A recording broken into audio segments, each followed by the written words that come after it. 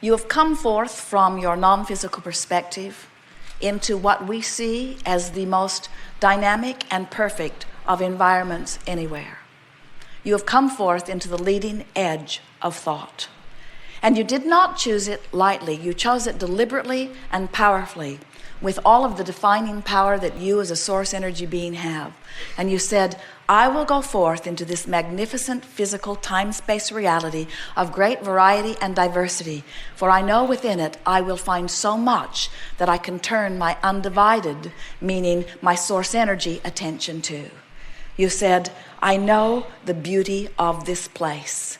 And in this place of diversity, the beauty that I'm speaking of is not only the stuff that I think I want, that I would like my nest to be feathered with, but it is the stuff that I don't want that helps me to more explicitly define what I do want.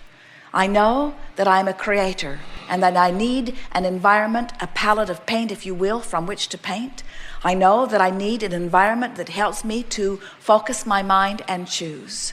And I've chosen in this time, in this body, under these circumstances, this time-space reality, because I knew then and I know now that it will evoke within me clear desire, and that the larger part of me has now, even now, there it is again, become it.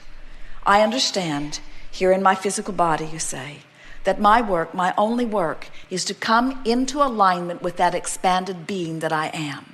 And when I do, the look of this place is almost beyond verbal description.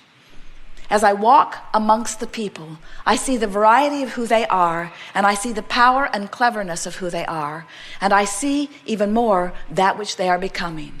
And so, in the war, and in the confusion, and in the argument, I see not just improvement, I see a new world erupting, because I see the expanded version of life as a result of mass consciousness's individual focusing in its individual perspective. I stand in my physical body, you say, and I'm living my life as broadly as I can. And I'm squabbling about salt, and I'm worried about this, and I'm worried about that. But I am defining who I am by reaching for source energy's perspective relative to each thing that I live.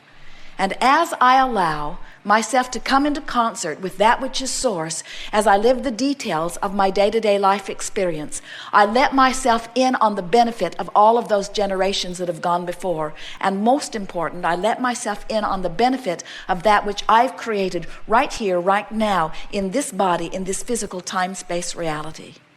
As we watch you from our non-physical vantage point, the appreciation we feel for that which you are cannot be accurately spoken in words.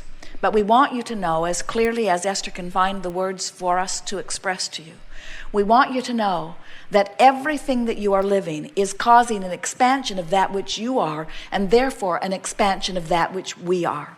And we revel in that expansion. We never for a moment mourn you're not coming along with us. We never for a moment, frankly, even notice that you haven't come along. We do not look back and wonder if you're there. We only look in our undivided fashion at that which you have carved out, because we know that as we look at that which you have become and hold a steady gaze upon it and offer a vibration only about that, that if you're listening carefully enough, you will catch the call of source and you will begin moving in the direction of it. And maybe some of you will move closer in the direction of it today, and maybe some of you will not move there until you croak and come all along, but every single one of you without exception will come along with that which we have created. And in all of that is joyful expansion. You did not come into these bodies to have growth. You came into these bodies because growth was inevitable and you wanted to enjoy that growth. The basis of your life is freedom. You did not come to make something happen. You came forth because you knew the happening would be inevitable and you knew you would enjoy the leading edge perspective of it. Nothing is broken in your world. Nothing needs to be changed. Nothing needs to be different. And yet everything is constantly changing, because it is the inevitable nature of that which is eternal. So as you decide to go with the flow of your eternal nature, And as you stop nitpicking about the way in which you go, and you just understand that you cannot help but go, and you stop comparing yourself to the way others are going, and you stop criticizing them because they're not doing it right, or criticizing you because you're not doing it right, and instead you see yourselves all as adding to the contrast that is adding to the expansion, in time you will find yourselves, as we find ourselves, in love with each and every one of you.